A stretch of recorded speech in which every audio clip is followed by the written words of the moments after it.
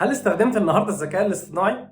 لو اجابتك لا فغالبا الاجابه دي غلط، لان ما دام انت موجود على الموبايل او اللابتوب بتاعك فانت اكيد اتعرضت لحاجه فيها ذكاء اصطناعي. الذكاء الاصطناعي موجود في امثله كتيره جدا. مجرد ان انت تيجي تفتح الموبايل بتاعك ده فتفتحه بالفيس ريكوجنيشن او تعرف على الوجه، او ان انت تفتحه بالبصمه، ده مثال للذكاء الاصطناعي. لو انت جيت تتواصل مع اي صفحه على الفيسبوك او على الواتساب ولقيت فيه ردود جاهزه انت بتختار منها، ده مثال للذكاء الاصطناعي. لو انت بتتفرج على اليوتيوب وشفت فيديوهات مقترحة ليك في القائمة الجانبية، ده كذلك مثال للذكاء الاصطناعي. فالذكاء الاصطناعي موجود حوالينا في أمثلة كتير جدا جدا، وبنستخدمها وبنستفاد منها.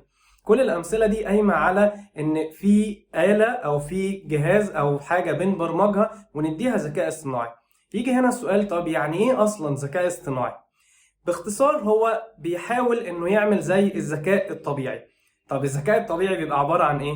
ان احنا بنقدر نريكوجنايز الباترنز، او ان احنا نعرف النماذج المتكررة ونقدر على اساسها نتكيف مع الحاجة اللي جاية لنا، ناخد قرار على اساسها، وكمان ان احنا نقدر نحلل البيانات اللي جاية لنا.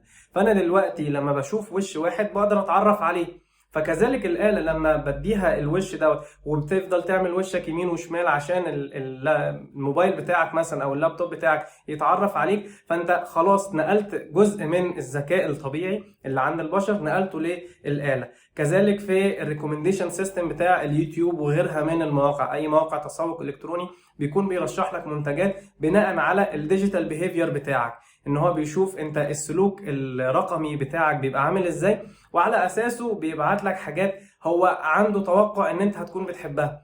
زي ما انا اكون عارف صاحبي وعارف هو بيحب ايه، فممكن لو عايز اجيب له هديه في عيد ميلاده وانا عارف هو احتياجه ايه.